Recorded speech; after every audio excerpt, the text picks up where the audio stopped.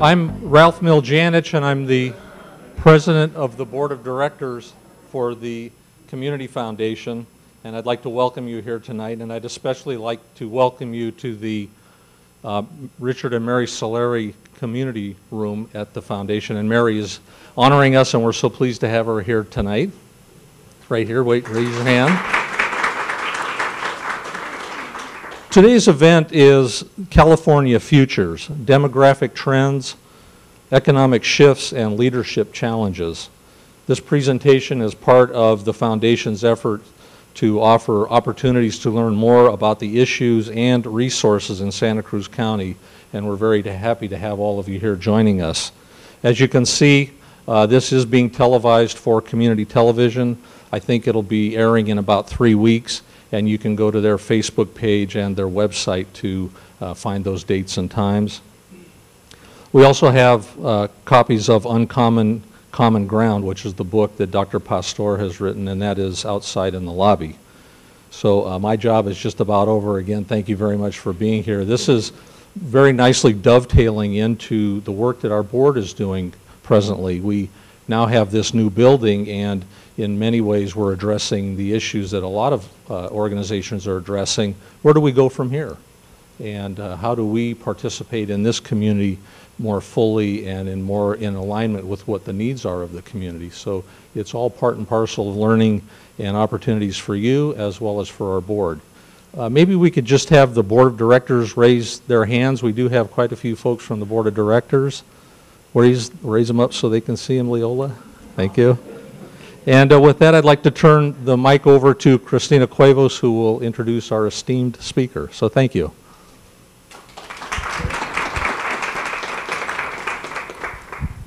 Thanks, Ralph, and welcome to all of you as well. I'm very honored to be able to introduce Dr. Pastor this afternoon. I'm actually a stand-in for Dr. Marty Chemers, who was formerly the Dean of the Social Sciences Division and the Interim Chancellor at UCSC. And it was actually while Marty was at UC that he helped start the Center for Justice, Tolerance, and Community, which Dr. Pastor spearheaded in the year 2000.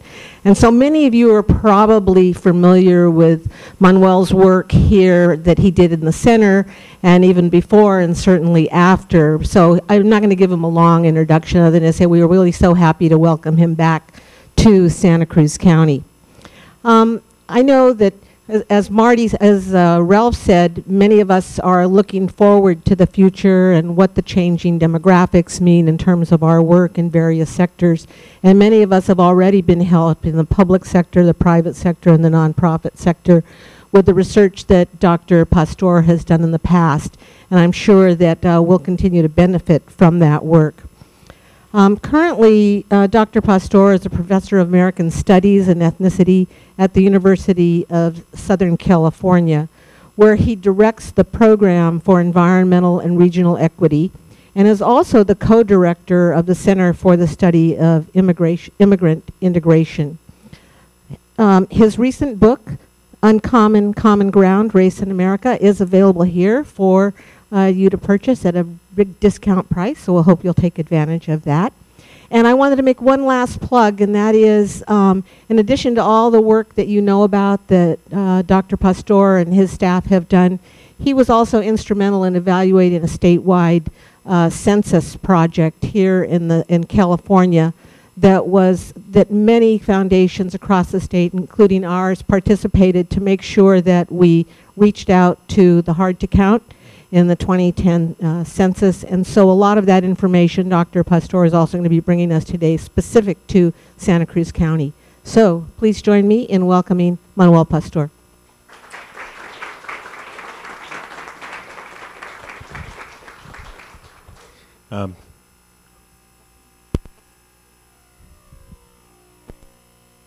Just going to make sure this is actually working.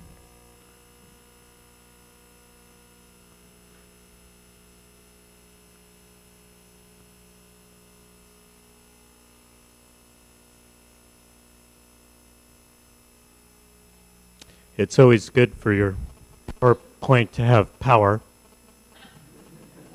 particularly since so few PowerPoints have a point. So fascinating. It's actually not working. So there we go. Now it is working. Well, thanks. I'm really glad to be here. I want to thank Christina for that kind introduction. And I also want to thank her for mentioning several times that book, Uncommon Common Ground, which, by the way, is an extraordinary book, probably one of my favorites of all time. And for those of you who are not readers, although you should buy it, it's about to be made into a major motion picture. I'm going to be portrayed by Antonio Banderas, and I'm very excited about it. Very excited, too, to be in Santa Cruz, where I spent 12 years of my professional life as a professor, but actually was an undergraduate here between 1973 and 1978 at UC Santa Cruz, a period of time with numerous embarrassing incidents that I will not mention. So let me talk a little bit about where we're headed. And one of the things I think that I'm going to try to do is to move us past some of the short-term kind of politics and considerations of the immediate moment that we tend to get caught up on, and have a chance to spend a little bit of time on some of the long-term trends that are affecting all of our work here in California. And those long-term trends have to do with the changing demography of the state.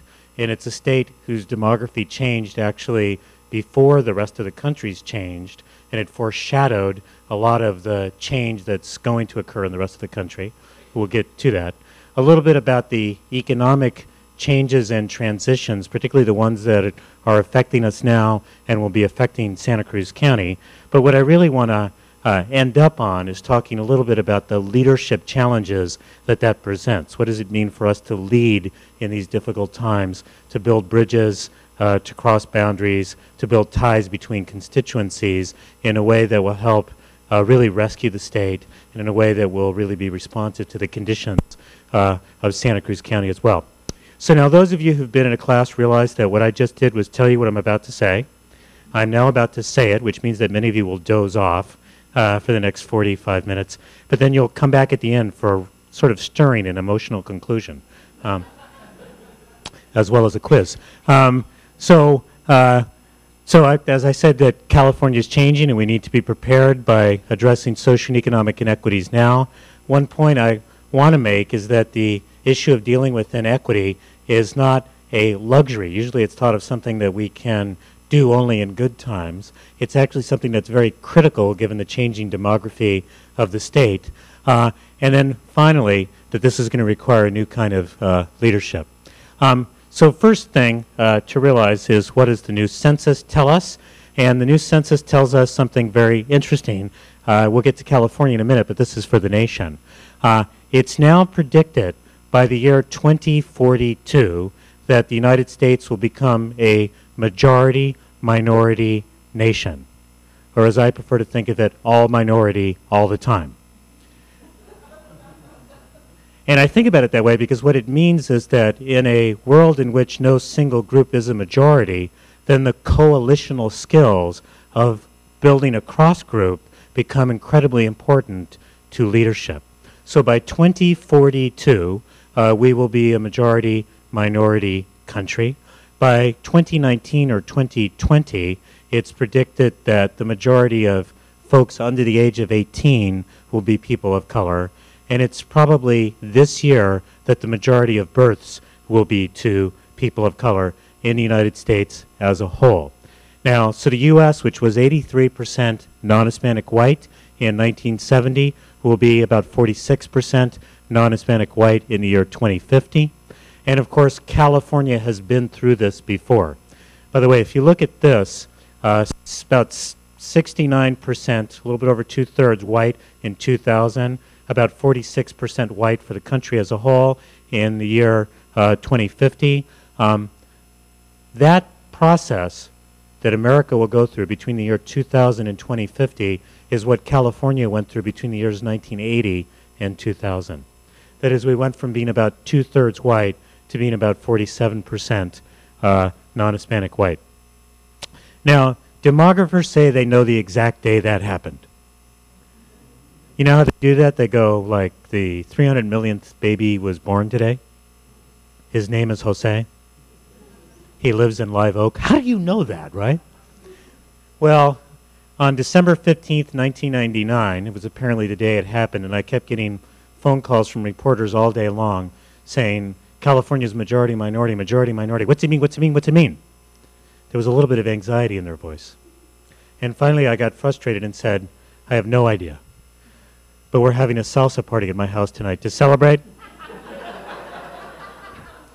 In the spirit of the new California, everyone's invited. They just need to learn a new step. And part of what we're doing, of course, is learning a new step through that demographic change.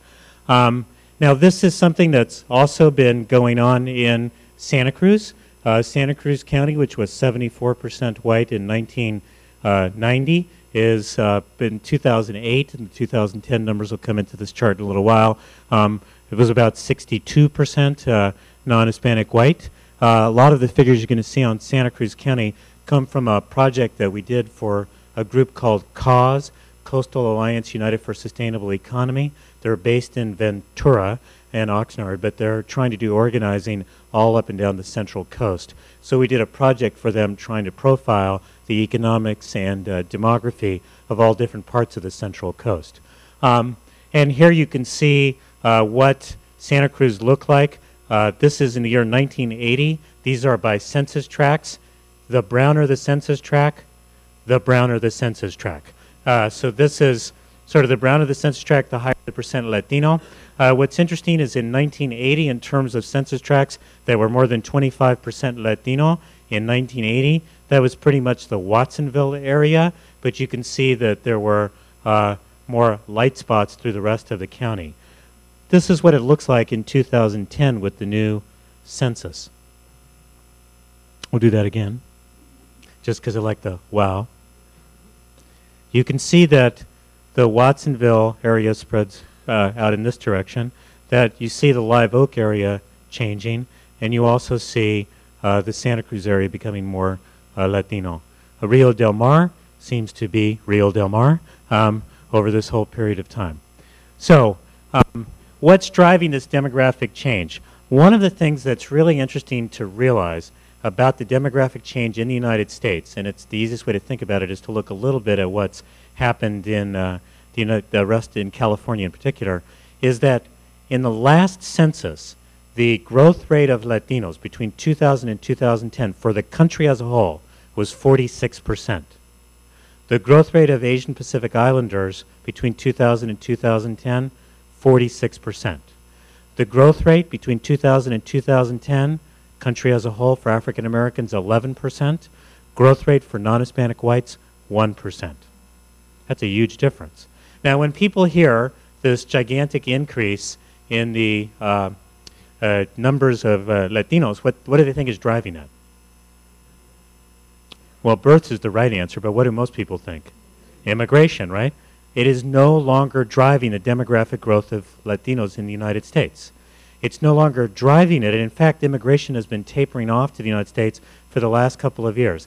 Not simply because of the increased enforcement at the border or the slower economy, but because of the reduced fertility rates that are going on in Mexico, where the fertility rates, that is the number of women per number of children per woman, has actually come fairly close to the U.S. level. And while the U.S. economy, while the Mexican and South American economies are no great shakes, they're in fact growing more rapidly and more sustainably than what's happening in the United States. So the push factors pushing people out have dramatically changed. And while most people in the United States commonly are concerned about the degree of immigration that we're going to face, demographers are worried that we're not going to have enough immigrants in the future for the workforce that we need. So it's really changing. I'll say one other thing that's really changing, which is interesting about this, but for immigrants in Los Angeles County who arrived in the last 10 years, for immigrants who arrived in the last 10 years in LA County, what percent of them do you think are Mexican? Recent immigrants into LA County? 50%? 20%? What does the public think? 150%, right? Super Mexicans are arriving, right? They cross the border and say, I count for 1.5, right?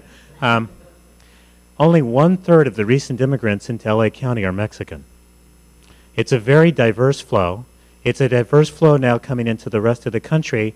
And in fact, the share of foreign-born in California is on the decline, and the share of foreign-born in Los Angeles County has been on the decline for the last 3 years.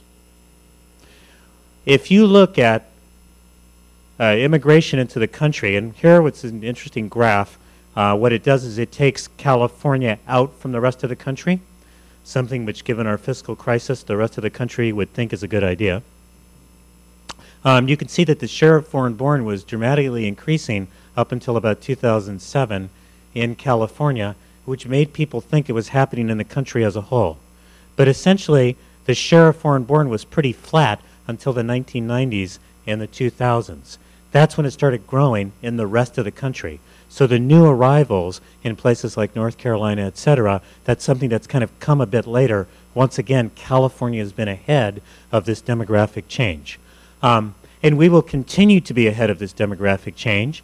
This is what California's demography is projected looking forward.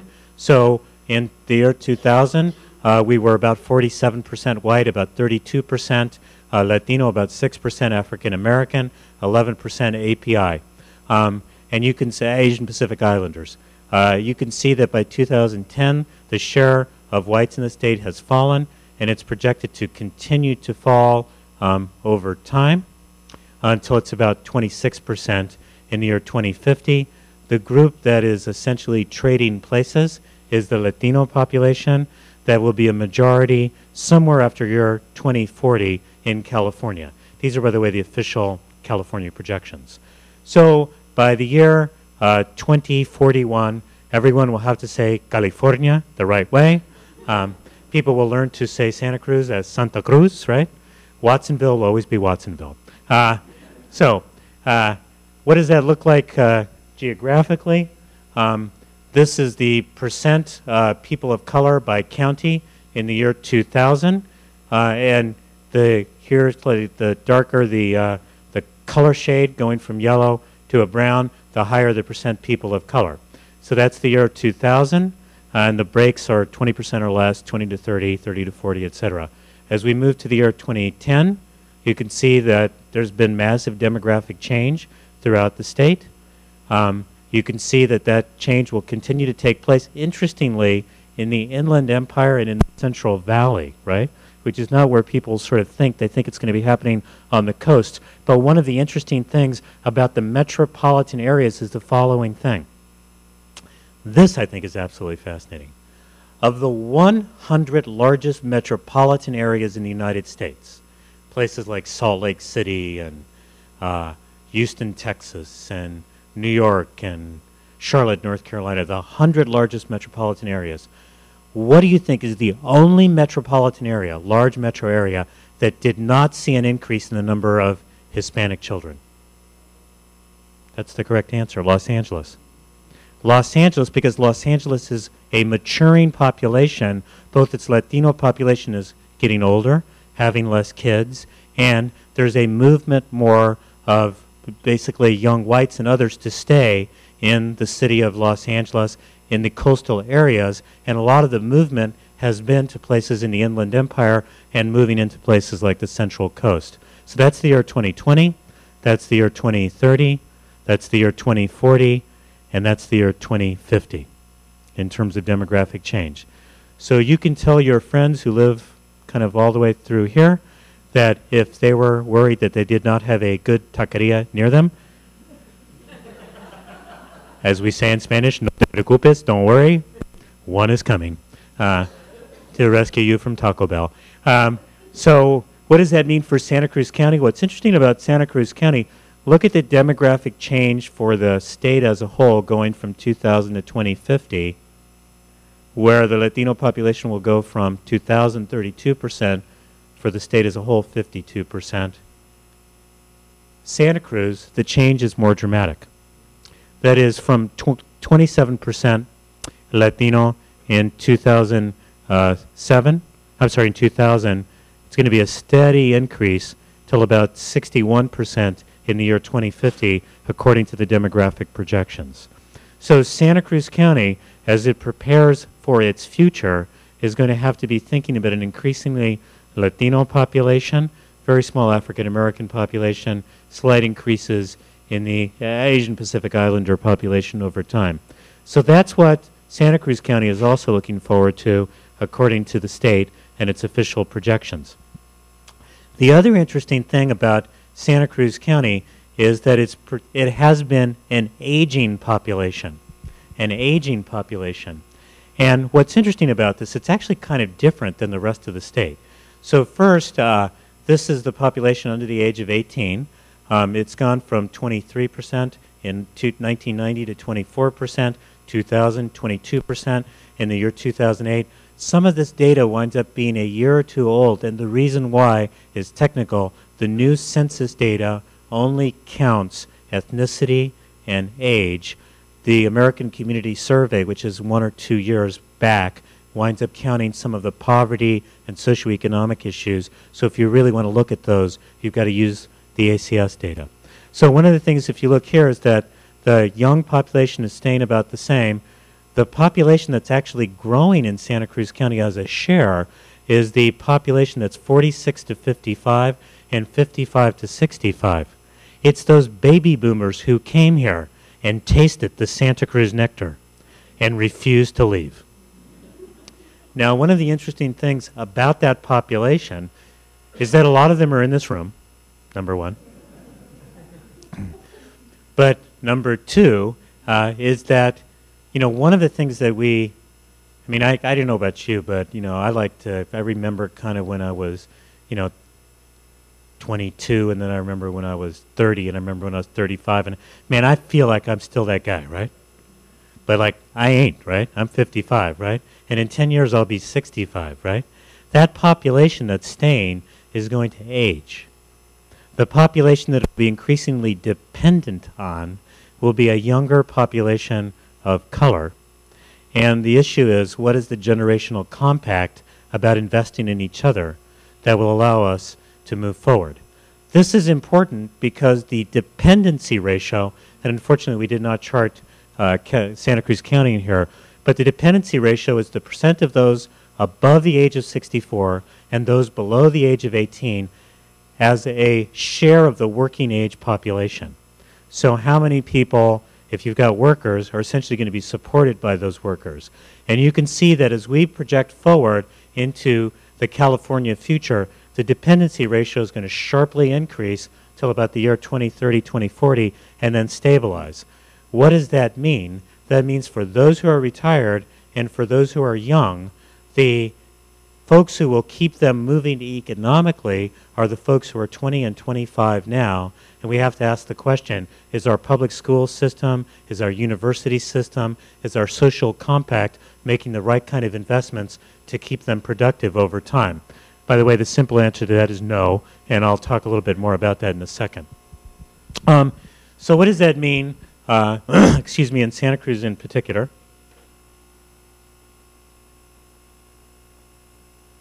And excuse me for both the water and mic. Many of you know that actually over the last year, and part of the reason why I use the mic now is that I developed a speech disorder that's called spasmodic dysphonia.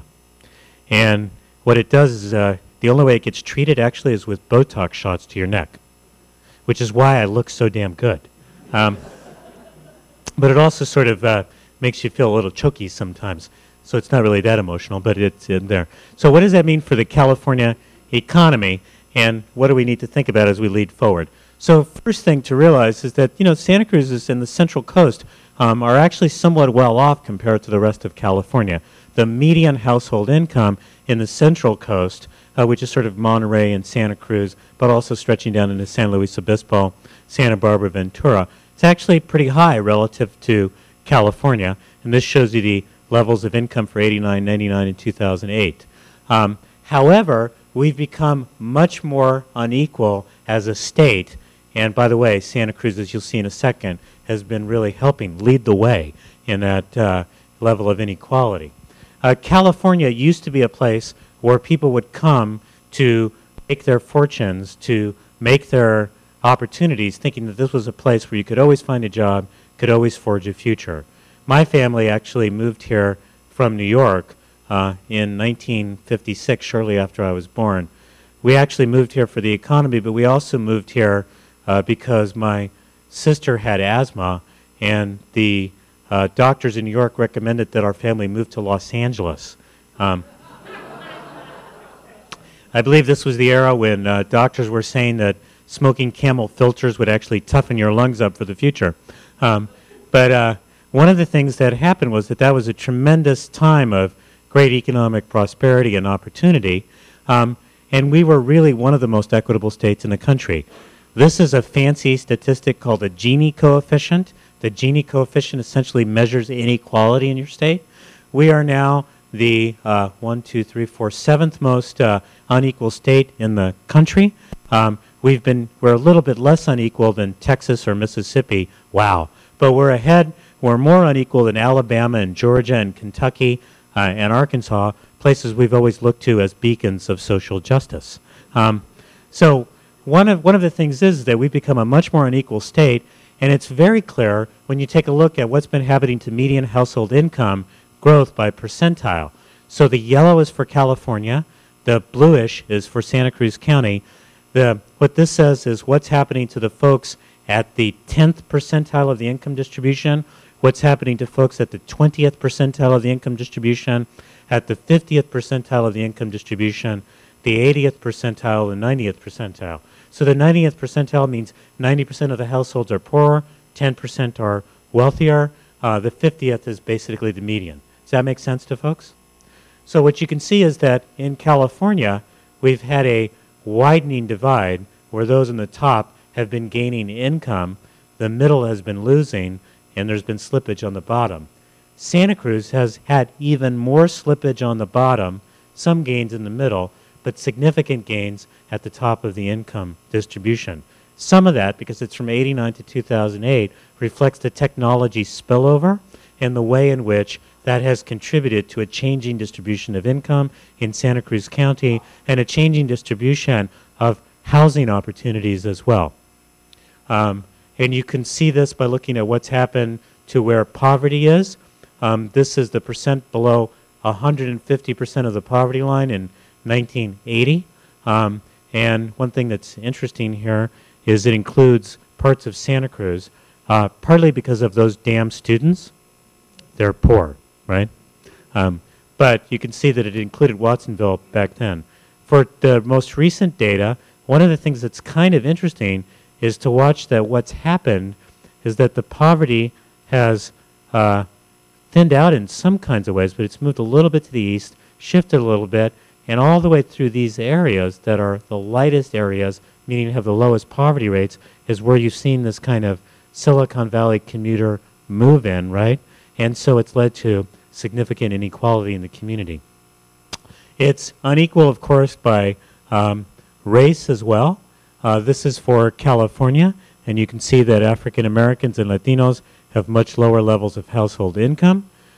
In Santa Cruz County, actually African American household income has been quite high, but that's because it's such a small sample of people. It's pretty unreliable numbers. For the Latino population, very, very much lower levels of income. The unemployment rate in Santa Cruz County has generally tracked the California rate, but with a much more volatility because of the reliance on agriculture. But what that means is that Santa Cruz County now is facing all of those issues that the entire state of California is facing with high levels of unemployment. And I'm going to jump over these things to talk a little bit about, to kind of bring this to a close, partly because I think that the questions and answers will be the most interesting part of this.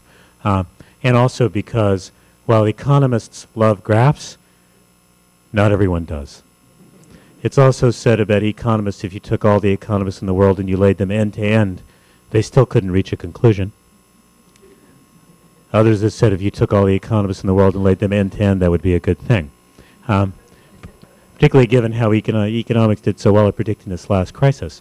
So one of the things to realize that's happened in California is that the returns to education have shifted dramatically in the state. It always used to be the case that it was important for you to get an education to get a degree, meaning that if you went from not having high school to completing high school to at least going to college to getting an AA or to getting a BA or better, that your wage would go up.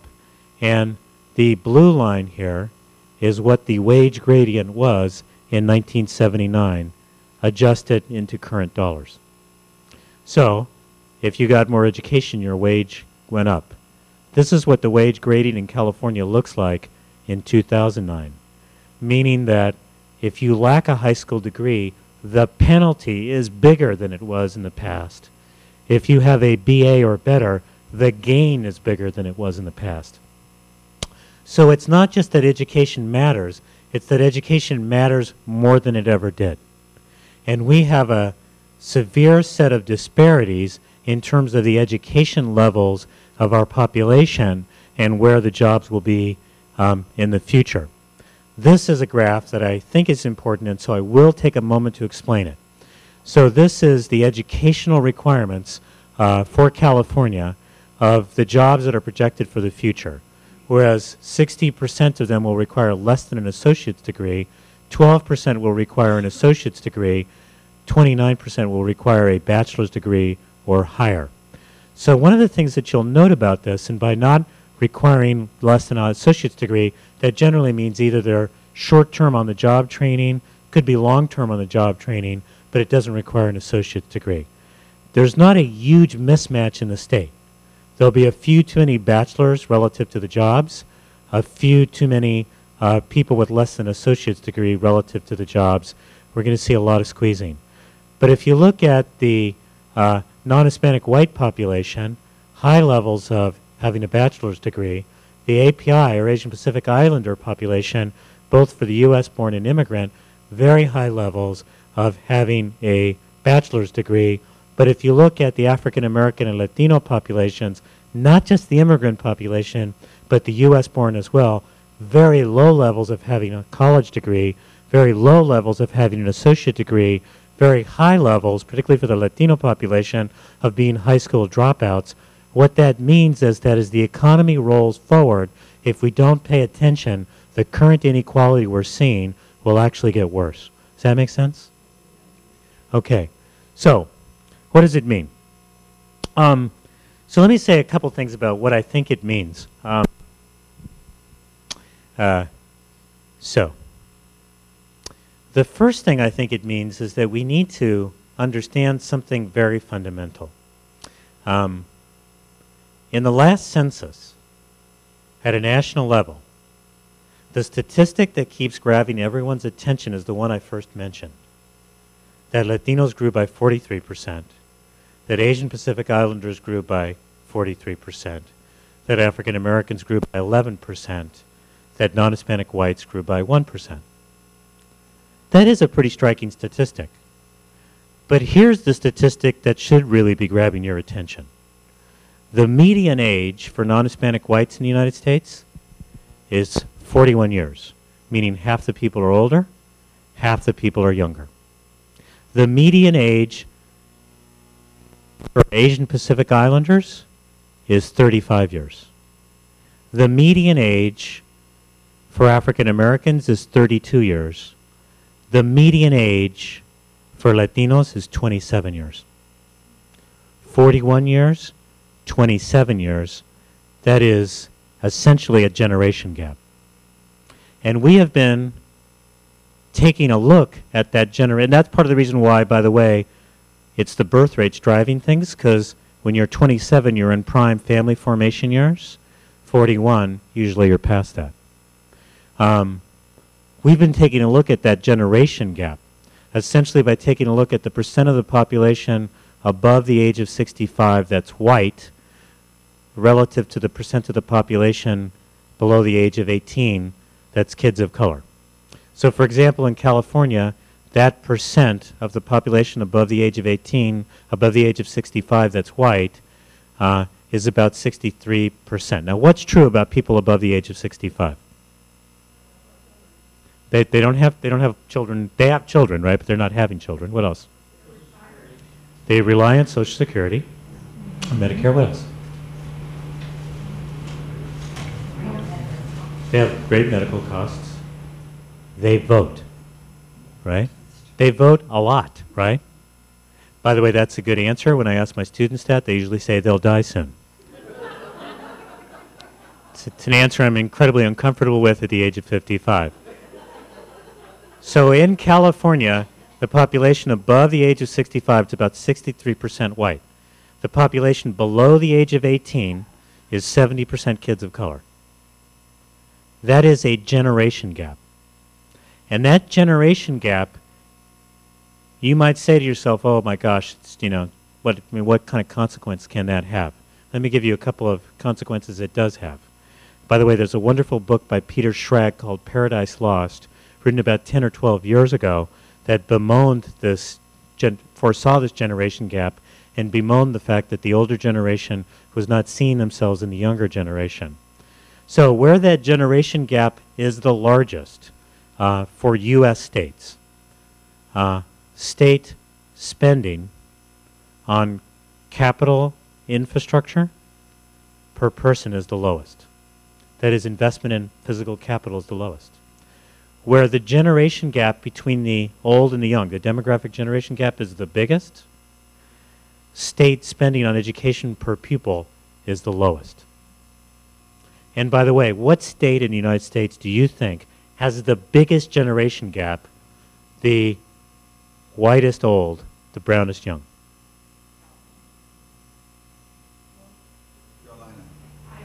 Texas. So many good guesses. Arizona.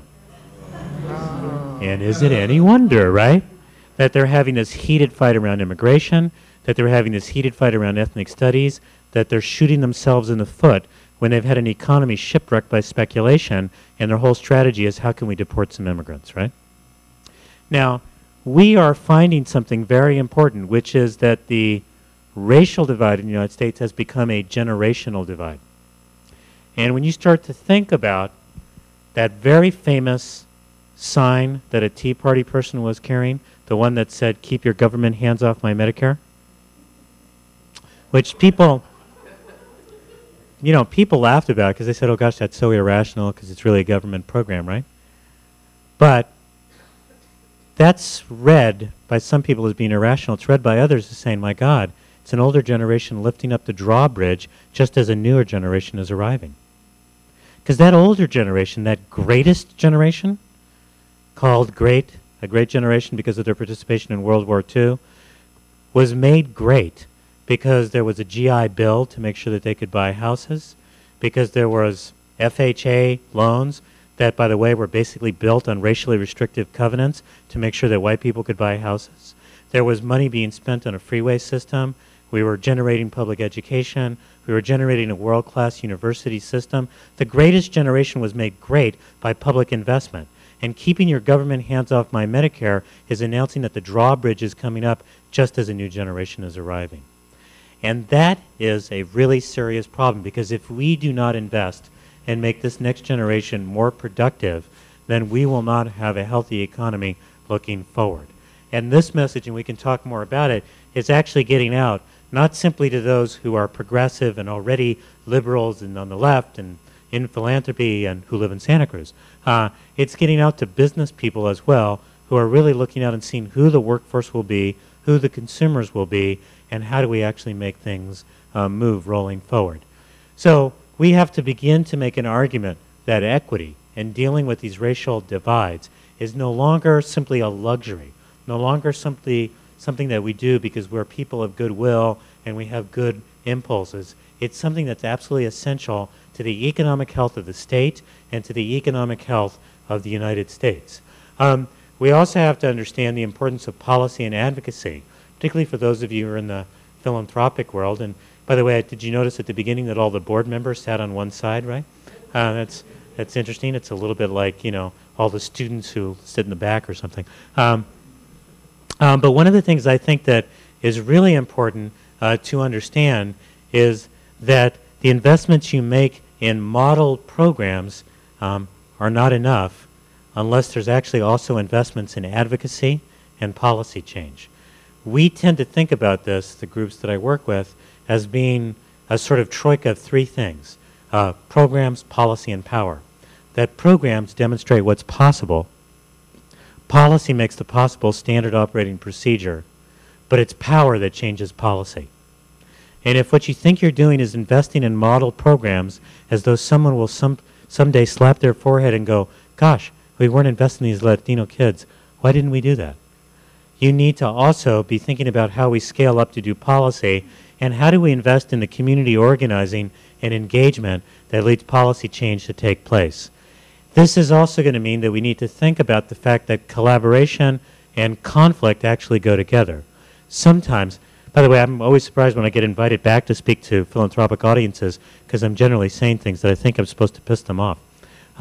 Sometimes in the foundation world, when people hear the word collaboration, what they tend to think of is people all getting along. Like that, how many of you have been to Disneyland? You know that little ride, It's a Small World After All? All the children are singing? Is collaboration like that? I think of collaboration as principled conflict, right? That is, you collaborate with people you disagree with. If you were collaborating with people you agree with, you were already on the same team, right? Collaboration is principled conflict. You've got conflicts with people, you've got principles you share, both about what your goals might be and about how you're going to carry that conflict through in a way that is honorable, in a way that respects each other's different interests and norms, in a way that's civil. We need to understand that conflict is an important part of change. And then finally, we need to think about what does it mean to lead. And I wanted to end with a story that actually comes, and I think maybe the only person here who's heard this before is Johnny Fox, who's in the audience. Johnny and I and a number of other colleagues at UC Santa Cruz used to run something called the Summer Institute, Social Change Across Borders, that brought together activists from Latin America and Latino communities in the United States to come together, and this was in the 1990s, to think about transnational organizing as the future. Carlos Palacios actually was part of the original group helping to think this through, and this was sort of before everybody was thinking about transnationalism. So we felt like we were pretty hip, right? And at the end of one of these sessions, there was an organizer named Victor Quintana from Sinaloa, who said, you know, there's only two kind of leaders in this world. Leaders who like the game of chess and leaders who like the jigsaw puzzle. And I know, we were like you. We were looking at Victor going, what are you talking about, right? And Victor said, well, in chess, the pieces, they're only of two colors. In the jigsaw puzzle, the pieces are many different colors, and indeed, a single piece can be multi-hued. In chess, one piece is far more powerful than another. You are totally bummed out when you lose your queen. In the jigsaw puzzle, every piece is important. You need every piece to be able to complete the puzzle. In chess, the way you move ahead is by literally knocking a piece from where it was and taking its territory. In the jigsaw puzzle, you move ahead, you make progress by putting the pieces together so seamlessly that you do not know where one ends and another begins. In chess, the object is to win. In the jigsaw puzzle, the object is to complete the tapestry. We, as a nation, have been playing too much chess and not enough jigsaw puzzle. We've been dividing old against young. We've been dividing people of color against whites. We've been dividing rich against poor. We've been dividing red states against blue states. We've been dividing folks against folks, cities against suburbs, thinking that somehow we're not all part of one fabric, one people, one state. If we can begin to play a little bit more jigsaw puzzle, if we can begin to show a little bit more leadership about weaving our communities together, we can begin to recognize what it is that we need to do to really make change both in the state and in Santa Cruz County. Thank you.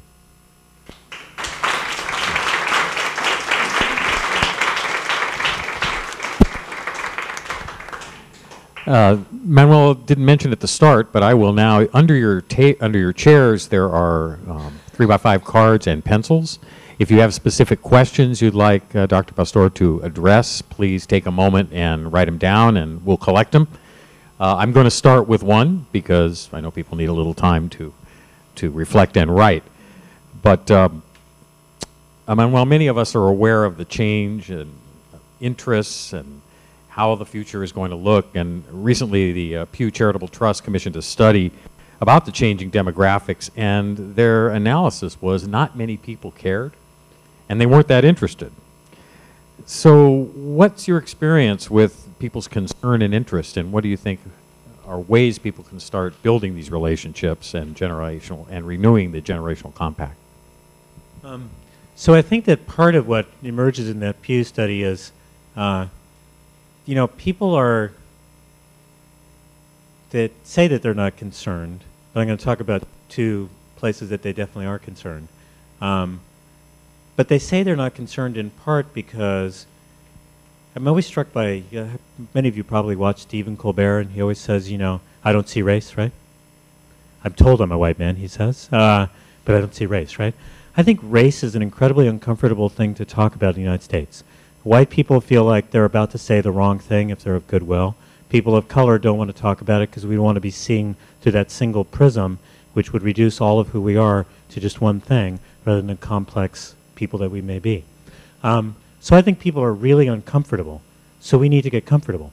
And I think part of what people do is to erase it. I was listening the other day to a guy named Tim Wise, who does a lot of work on white racism, speaking at a conference in D.C. Just at the end of last week. And it was very interesting because he was pulling up polling data from the 1960s. And apparently in the 1960s, 65–70% of Americans thought that blacks had an equal shot and that basically nothing was standing in their way of advancing. And I think that we have the same sort of analysis now without asking the question of what neighborhoods do people live in, how does place matter, how do schools matter, etc. So I think part of why it shows up as people not being concerned is that we are very practiced at erasing these differences because we're so uncomfortable with talking and dealing with them. Now, when you look at the demographic of the Tea Party, older, whiter, anxious about change, it's hard to argue that's not being motivated, at least in part, by some anxiety over the changes that are taking place and the uncertainty that's happening economically. And I think that that's really telling. The other thing, as I mentioned, is that I find the group that's the most interested when I talk about these demographic changes and where there's the most opening and where we're not paying enough attention, particularly people who are progressives, is the business community. Because the business community is a little bit more looking and saying, gosh, those are the future workers, those are the future consumers, that is the future society, what have I got to do to adjust? Now, all the ways that they may want to adjust may not be the way that people who are on the more progressive slant of things want to adjust, but they're really quite striking. So let me tell you about one little thing that I think is just kind of an important victory. So I've been running this thing called the Center for the Study of Immigrant Integration, and we've ran a project for the California Community Foundation, which is basically the Los Angeles Community Foundation, but of course because it's LA, it's so arrogant it just calls itself the California Community Foundation. And surely in 2007, before I got to USC, Antonio Hernandez used to be the executive director of MALDEF, Mexican American Legal Defense Fund, and also the president of the California Community Foundation. She called me and said, my gosh, it looks like we're going to have comprehensive immigration reform, and we've got 1 million undocumented people in Los Angeles. We've got to prepare for this. Would you be willing to do a project to help us prepare? And I said, sure. I'm in the process of moving from Santa Cruz to LA, but when I get down there, I'll give you a call. So in the process of that move, as you may recall, comprehensive immigration reform did not pass, right? So, I get down there and I call Antonia, and she goes, you know what? We still have 1 million undocumented people in California and Los Angeles. We need to figure out how to integrate them. And so we've put together a Council on Immigrant Integration, which brings together immigrant rights activists, to be sure, but it also brings together city planners, business leaders, labor leaders, interethnic community builders, foundation people, basically people who never think that immigrants are their bailiwick, but in fact they are. So one of the first things we did was ask people on the council to go out to lunch with someone they normally don't spend time with. So this guy, David Rattray, from the Los Angeles Chamber of Commerce, chose to go out with Angelica Salas, who's head of Coalition for Humane Immigrant Rights in LA. They started a relationship, and I'm proud to announce that last year, when the Los Angeles Chamber of Commerce went to Congress to lobby for its legislative priorities, it had 3. I don't know what the first 2 were, but the third was the DREAM Act. The third was the DREAM Act because the Chamber of Commerce saw it in their interests to make sure that these kids who had been in our schools were able to successfully contribute to the California economy, and they also saw that it was critically important to be building ties with the immigrant community. There are allies that are unexpected allies if we can begin to build those bridges. I'm glad that was a long answer because now I have a lot of questions to ask. Not at all. I have 2 here, and they're not necessarily linked, but they both deal with education. And since obviously you're not only a product of our fine system, but also continue to teach in California, the question is, access to higher education is becoming limited to the very wealthy. It's accelerated. The inequality of the project that you project is going to influence this. What can our state do, given the situation, the financial situation here, about public education? And then the second part, which may or may not be related or linked, but where do you think bilingual education fits into all of this? So let me give you an answer to the first question, which may not be the answer that you would expect. We need to raise the naturalization rates of immigrants, particularly in the Inland Empire and the Central Coast, so we can vote out enough Republicans so we can have a 2/3 majority to pass the taxes that we need in the state. The rest of it doesn't make any difference. I mean, it really doesn't. I mean, until we get a 2/3, we either have to strike down the 2/3 rule in terms of raising taxes in the state, or we need to get 2/3. It's a little bit easier to get 2/3. You know, the Republicans which pushed on the, by the way, this is the reason why I don't work in a foundation, because I can just say shit. You know, the Republicans pushed very hard in this redistricting commission, and they're really surprised that the results came out that, you know, not only are there more Latino districts, but Latinos kind of don't like them right now, right? And that there are more districts that are likely to go Democratic. That can be really pushed along by raising naturalization rates of those who are eligible. That would have just a huge impact on changing the politics, and Johnny's been working on this for years, pushing people on this for years. It would really have a huge impact at the state level. Because the only way that we're going to address this, I feel like we've squeezed the public sector about as tightly as we can, and there were probably things to squeeze that we did need to squeeze. We are probably going to have to do pension reform, which people aren't really that enthusiastic about. We are going to have to do things that people who are progressive and democratic aren't really going to find all that palatable. We do need to do something about the education system in ways that we can talk about too. But in terms of higher ed, we need to get more money into the system. And that's going to require raising revenues. Now we need to do that at a national level too. That's going to be a little bit harder to push along. On the bilingual ed thing, I mean, I think bilingual ed is fantastic in terms of a real opportunity for folks to learn both languages. My wife was a bilingual teacher, both in Los Angeles and here in Santa Cruz, and ran bilingual programs in Santa Cruz. On the other hand, kids really want to learn English. Parents really want to make sure that they learn English. The other thing I think that we could do, I mean, if you want to ask what would really help, I was actually asked this, I was speaking in San Francisco today, and they said, what's the single best thing we could do for children in the state of California? And I said, flood the zone with adult English as a second language classes so that immigrants can learn English, move their job profiles up, be able to speak to teachers and negotiate systems, and be able to lobby more effectively. So I feel like we get hung up on the bilingual ed debate. I mean, I think it's a good thing. It's a great opportunity for people. People really want to learn English. They need to know English. And it's a kind of, you know, lie to say that they don't want to learn the language. Okay, these next set of questions, and I'll go one at a time, let you answer them, are on totally different subjects. This one has to do with retirement and income. So in the period of '06 to '11, a significant number of middle-class folks between 30 and 55 have lost all or most of their savings, their retirement, in some cases their homes. So this is even bigger in the Latino population. What is this going to mean when retirement hits the state economy and the rising Latino elders? Well, thank you all for the very easy questions. You know, that's actually true, and the thing that's gone on that folks don't think about a lot is that everybody lost a lot of wealth in this last recession through a combination of the destruction of wealth in the stock market and destruction of wealth in terms of home equity. That, though, particularly the latter, which is where most people get their wealth from, had a really significant impact in the African American and Latino communities, because for both those communities, home equity has been a much larger share of net personal wealth than it has been for whites traditionally.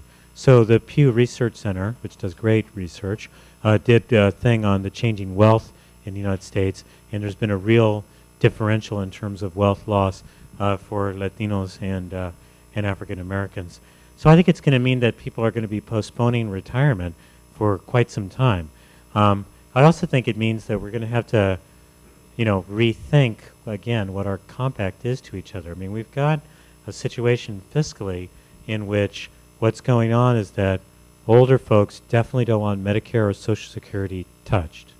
And I understand that. My dad passed away last year.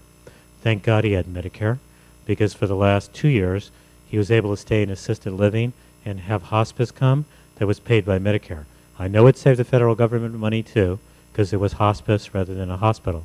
But it meant that he was comfortable for that last year and a half or 2 years.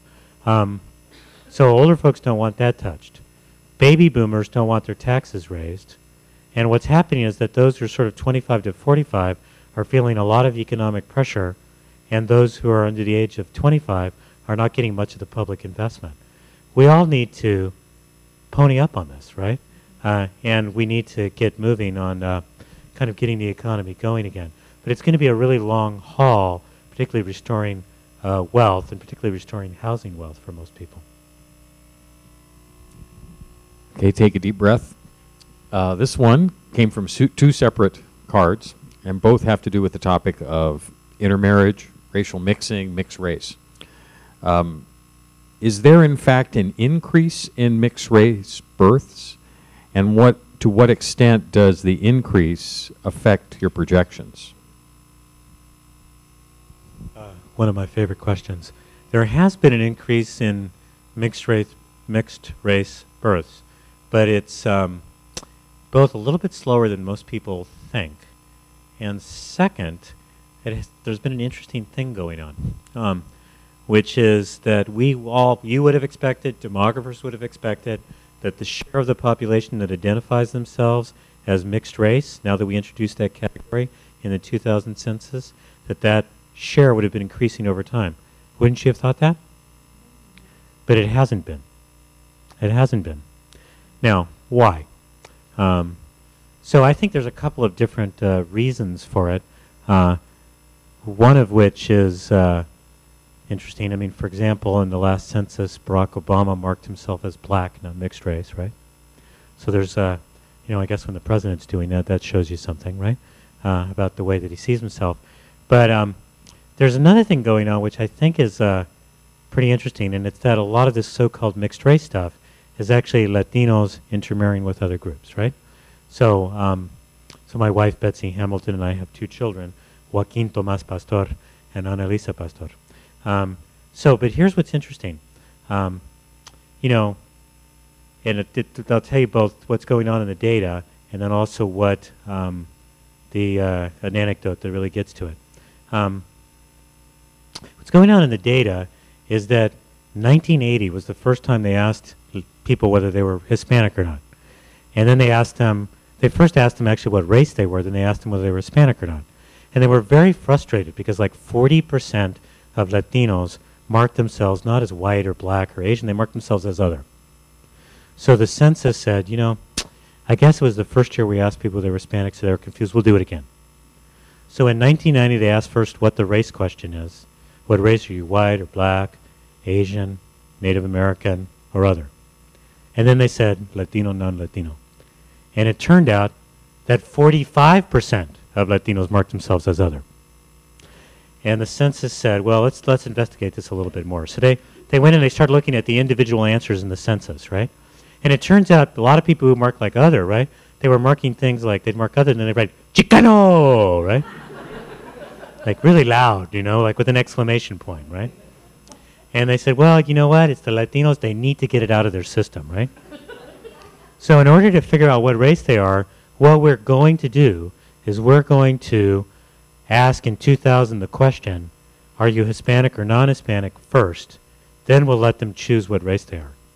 So they did that, thinking finally the Latinos will get it right. And in the year 2000, more Latinos than ever marked themselves as other. 2010, there's been a bit of a switch. And the reason is that now in the census, it says, you've got to mark a race. It pretty much shouts in bold on the form that you've got to mark a race, you know, particularly if you're Latino, because we're tired of you, right? So what's going on there? What's going on there is that Latinos think about race, which is not to say that there isn't race in the Latino community or there aren't races, etc., but they tend to think about it in a different and more fluid way. And what it reminds me of is there's this great cartoon by Lalo, who's a Chicano cartoonist. I guess you don't say cartoonist. A Chicano cartoonist. And it's a great thing because it's the year like 2500 or something, and it looks like the Jetsons. All those homes are like up in the sky and flying saucers are going around, and two guys are sitting next to each other, and one guy's going, man, I wonder how everybody got along before everybody became Latino. So it's funny because what it appeals to is that sense of demographic change, but also what does it mean to be a community that says, oh yeah, we're white and we're black and we're Asian and we're Native and we're other, right? To be embracing of this. So I think that part of what's gone on is the Latino identity is kind of swamping for a lot of people the multiracial identity, because Latino can be inclusive if you're part Latino of being multiracial. So I think that's part of what's going on with those categories. It's a long answer, but it's a great cartoon. One of our audience members has read your book on regional equities, and they'd like to know, as we all would, what could we, right here in our region in the Monterey Bay, do to prepare for the future that you're predicting? So the first thing, that's a great question. I want to thank whoever read the book, too. So, you know, with the regional equity movement, for those of you who haven't been paying attention to it, I think some of you have, is something that's been around for about 8 to 9 years, and maybe a little bit longer, and I feel blessed to have been a little bit at the beginning of it. And part of it came out of work that we were doing in Los Angeles, where I was before coming to Santa Cruz, in which we were working on issues of community development in places like South LA and East LA, and we realized that even as we were doing that, the regional economy was sinking, and then it made a lot of attention to figure out how to tie people to opportunities in the regional economy and not simply where they lived. And kind of out of that grew a movement trying to ask the question, how could we be more fair within regions, and also beginning to realize something very essential, which is that at a regional level, people talk together face to face, place to place, race to race. And that the conversations that we can have at a regional level with other people can be the conversations that can build that kind of jigsaw puzzle mentality that certainly does not exist at a national level. It's very easy at a national level in Washington to kind of pass harsh immigration laws without realizing what impacts they have on real lives, right? You know, shortly before I left Santa Cruz, and some of you may remember this, there was a great rally that the Industrial Areas Foundation group here, COPA, did in Live Oak, and one of the people who spoke was a parent who had been the father and principal of the PTA at Brants 40 Elementary when my kids went there. And he spoke eloquently about the need for adult ESL classes and the need for the community college to do more outreach in the community, and the need for a new community center in Live Oak. And I remember walking out of that session thinking, man, this is great. This is really what democracy is about, when people stand up and talk to people, the powers that be, and really raise important issues about community development. And that evening, his house was raided, and he was picked up and deported because he was undocumented in the country. Had been in the country for 10 years, actually owned a business. He had been president of our PTA. His daughter was pretty close to being the valedictorian at that point at Harbor High. And he was picked up and deported. He'd actually been somebody who'd entered the country illegally, and he'd been someone who had tried to apply afterwards to get in legally and been kind of gone through a bad lawyer, etc. And, parents, all sorts of parents came together to say, geez, how could you toss out the guy who's the president of the PTA, right? You can if you're in Washington. You can if you're in Sacramento. You can if you've never met that person. You can't if you have. You can't if you have. And what the regional equity movement is all about is trying to think about equity on a neighbor-to-neighbor, person-to-person level, something that takes place more concretely at a regional level. So I think what you can do in Santa Cruz is organize, organize, organize. Get to know people, get to know who the neighbors are, recognize that those neighbors are very, very diverse, and then begin to think about what really is this region. In my view, this region sometimes suffers from not understanding that it's part of the Silicon Valley and that it's part of Monterey, and that whole band of communities rises and falls together.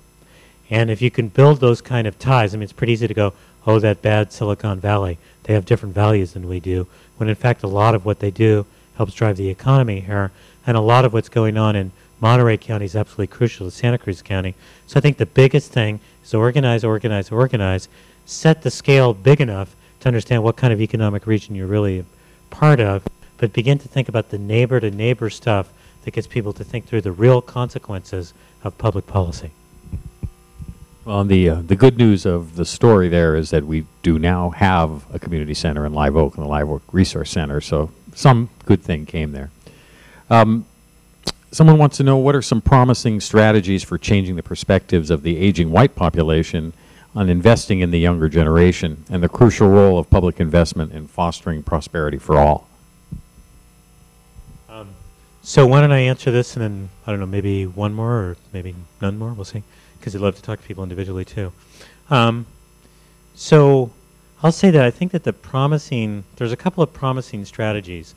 One is, making the economic argument concretely, and I have a colleague named Dowell Myers who wrote a wonderful book called Boomers and Immigrants, in which, he was a really wonderful guy to work with. I still work with him.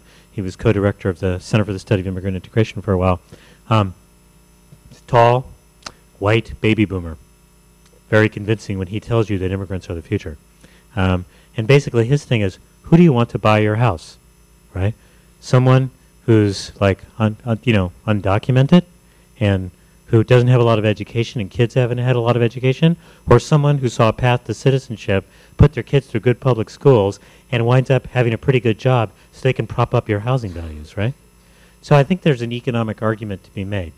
I actually think that the most promising thing is actually, though, one-on-one conversations. There was a great project that actually was launched by an SEIU organizer called SOUL, Strengthening Our Lives, SOL. And what they did was bring together Californians of different ages and demographies to have conversations about what brought you to California or your family, what makes California great, and what do you think your dreams are for California. And one of the things that was very interesting about that is beginning to see people understand each other's destinies and begin to work together a little bit more. Now, I think that this can be done. I've seen it happen. Most of the work I'm doing right now, actually, and I'll just tell a story that I find kind of interesting, is right now, because it's LA, we do a lot of work also with African American and Latino communities where there's a lot of proximity. We're releasing a report this week called All Together Now, African Americans, Immigrants, and the Future of California. One really compelling story out of that. I was asked to host and moderate, and I did, the 20th anniversary community session of a group called Community Coalition that works in South LA. And they brought together about 250 people who are their organizers and their constituents, etc. It's mostly African American and Latino. And this was an audience that was about 60% African American, 65% African American. And they were talking about parent organizing.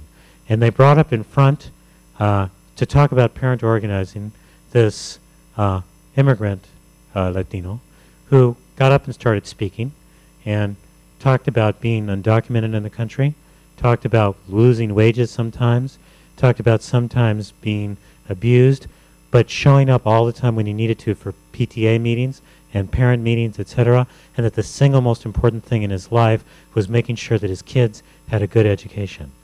And when you're in a meeting where an audience that's 65% African American is standing up and applauding for an undocumented immigrant who cares about his kids, and then repairs to a series of workshops about what can they do together to make the school system in LA better, you know that you're making progress. And you make that progress by bringing people together to talk, getting people to understand that they do have common interests. Well, we have more questions than we had time to ask, and if your question didn't get addressed, please take some time afterward during the reception to talk to Manuel directly. One last one, though, because I think that last story is where I personally would like to leave this, is I'd like you to give all of us an example, one example of where a public-private partnership has really worked, that has come up from the ground, or perhaps it came from the top down. But I think it's good to end on that positive note, because I think there are a lot of people who feel that there is a lot that we can all do and do constructively. So one more good story. So, you know, there's really quite a few here that could be thought about. But let me end with a story that I think will be interesting, because I want to tie back to this issue about these conversations about race and how they can be uncomfortable. Shortly after I moved back to Los Angeles in the fall of 2007, I was asked by a group in South LA called Community Coalition, not Community Coalition, Scope, to come and do a meeting on black-brown changes in South LA.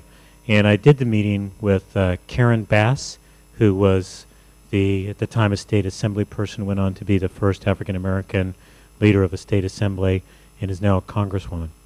And I've known Karen for years, so we get up to talk. There was about 250 people in this audience.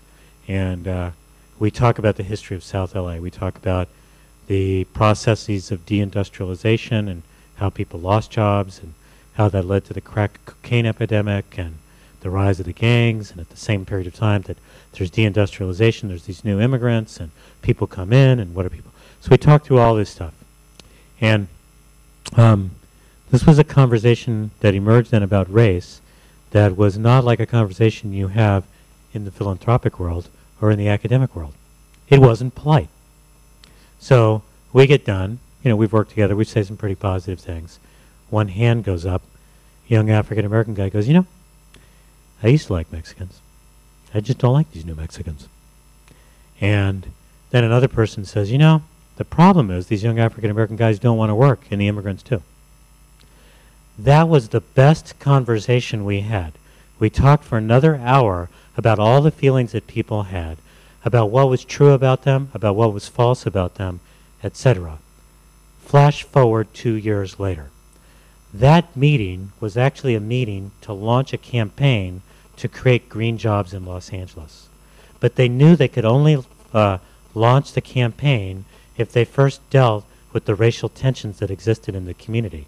So out of that meeting came a plan to lobby the city for a municipal ordinance to mandate the retrofitting of buildings to green standards, something places like Santa Cruz would adore.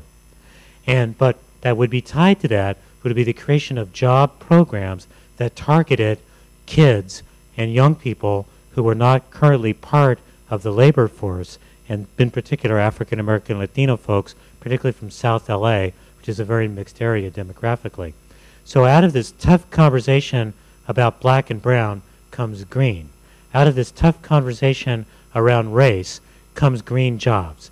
Out of this tough conversation about what people feel about one another comes a real set of public policy concerns that wound up bringing together developers, that wound up bringing together foundations to fund the organizing, that wound up bringing together community organizers, that wound up bringing together unions, craft unions that historically been dominated by older whites who were looking out and realizing that the new workers would be African Americans and Latinos, and that they better try to be bringing them in through these apprenticeship programs now.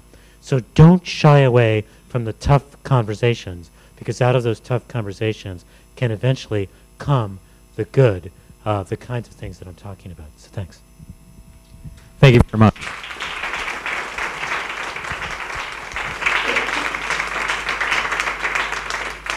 And please feel free to join us outside, and we have some refreshments, and you can talk to Manuel, and if you like a copy of his book, it's out there as well. Thank you so much for coming. We really appreciate it.